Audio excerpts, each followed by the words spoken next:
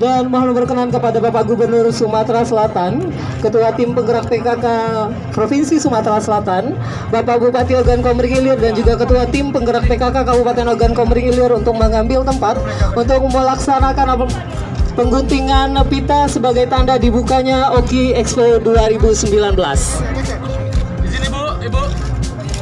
Bu.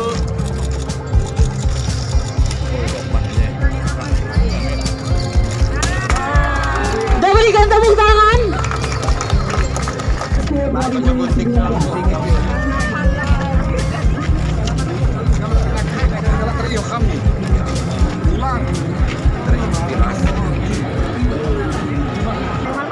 Selamat ulang tahun untuk Kabupaten Oki yang ke-74, bahwa semakin bertambahnya usia tentu semakin matang juga dalam pengelolaan pemerintahan ini, matang juga masyarakatnya dalam berdemokrasi dengan satu tujuan yang tidak berubah, yakni untuk Oki yang lebih maju dan lebih baik. Indikator itu ada, buktinya angka kemiskinan sudah berangsur menurun, dan pertumbuhan ekonomi memberikan kontribusi yang baik terhadap tingkat pertumbuhan ekonomi di Sumatera Selatan. Infrastruktur mulai baik, jalan tol terpanjang di Sumsel ini ada di Oki, terus lagi perkebunan terbanyak ada di Oki, masyarakat yang zero konflik juga ada di Oki. Ke depan lebih percepat saja majunya.